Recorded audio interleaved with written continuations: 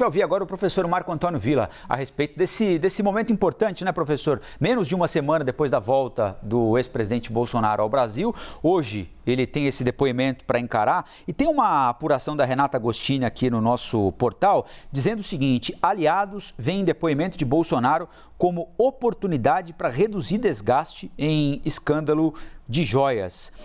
Uma oportunidade, segundo a Renata apurou com gente próxima do ex-presidente, de que ele coloque na rua a versão dele sobre o ocorrido e esclareça fatos aos investigadores. Um desses aliados diz que, por conta disso, é zero a chance de Bolsonaro ficar em silêncio.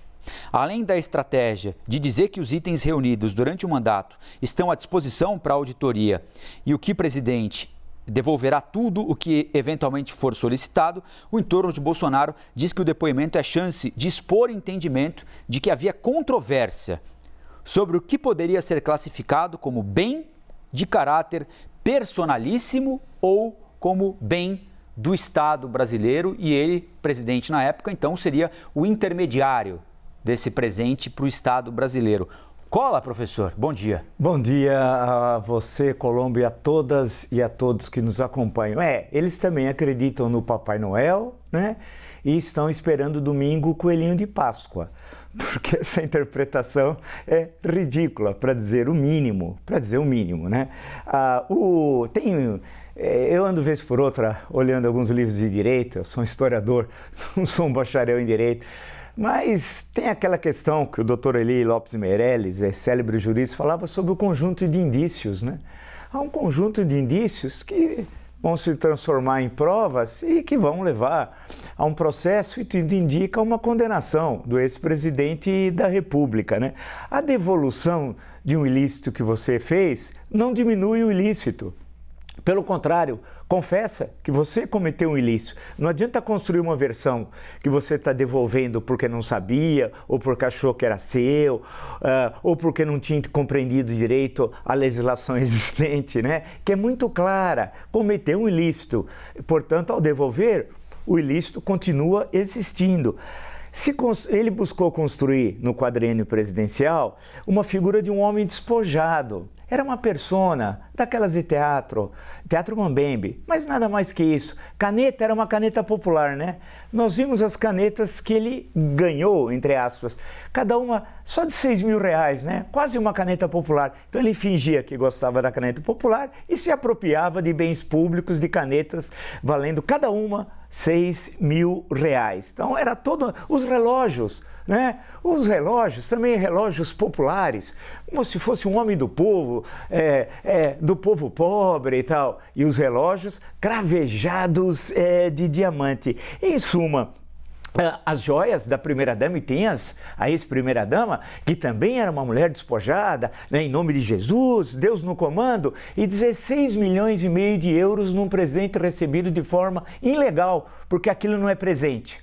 A Arábia Saudita nunca deu a nenhum chefe de Estado os presentes oferecidos a Jair Bolsonaro. Aí você começa a desconfiar que há algo de estranho. Ou eles adoraram o Jair Bolsonaro, ou queriam convertê-lo ao islamismo. E o islamismo da Arábia Saudita é a vertente mais reacionária, hein? São várias vertentes, né? Xiita, alauíta, apesar que os alauítas são um pouco diferentes, né?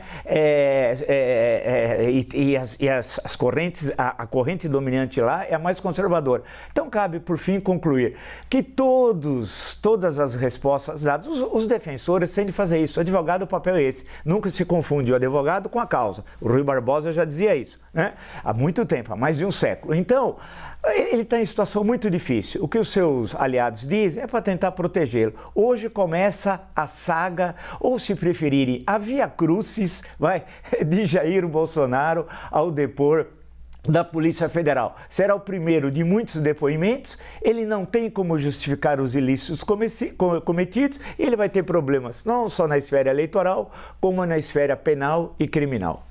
É isso, como bem lembrou o professor Marco Antônio Villa, é o começo de uma frequência cada vez maior em ambientes parecidos com o de hoje, em salas para depoimento, em julgamentos. Afinal de contas, amanhã também, né, professor? Quinta-feira, a Justiça Eleitoral pode avançar contra o ex-presidente Bolsonaro naquele episódio que partiu da reunião com os embaixadores, Exato, transmitida pela TV Brasil, num prédio público em que o presidente da República, sem provas, coloca em xeque o sistema eleitoral brasileiro. A partir disso, o processo, o inquérito abarcou outras circunstâncias ruins para ele. É um cerco que está se fechando até mais rapidamente do que se imaginava, né, professor? Mas a justiça não tem nada a ver com isso, né? Ela tem o tempo dela, que não é o tempo da política, né? Exato. E no caso da justiça eleitoral, ela tem muitas vezes uma dinâmica um pouco mais rápida, né?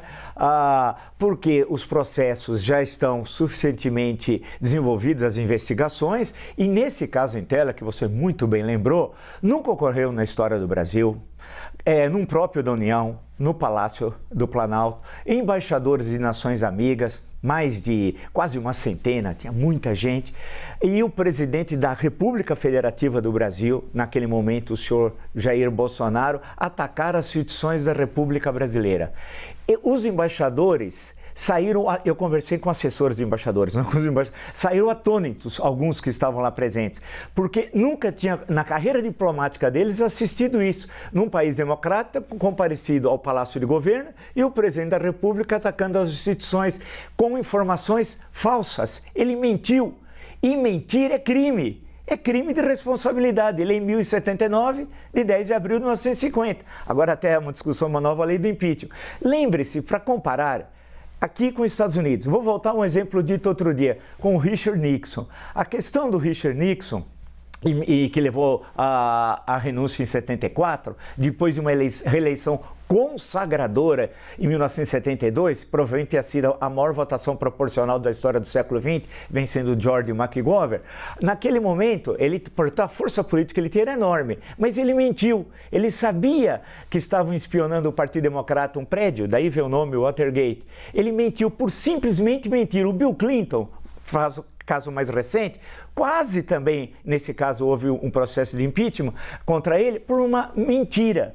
O senhor Jair Bolsonaro, então presente, naquela reunião, não estou falando dos outros fatos, só naquela, ele mentiu, e mentiu é crime de responsabilidade, e crime de responsabilidade era impeachment, mas ele fez um seguro contra o impeachment. Qual é o seguro? Arthur Lira. Arthur Lira era uma espécie de grande companhia seguradora que manteve o mandato dele impedindo a abertura, o Rodrigo Maia também, mas especialmente o Arthur Lira, de processo de impeachment. Ou seja, concluindo, a situação dele é muito ruim, começa hoje a Via Crucis, alguém pode identificá-lo com Jesus, aqueles que não conhecem nem o Jair e nem o Jesus, né? E o Jesus Cristo, desconhece as duas coisas, ele vai ter o depoimento, ele não está, a defesa não está muito boa, pelo que eu olhei, eu não sou advogado criminalista, mas eu olhei e falei, por aí não vai muito bem, e depois no TSE.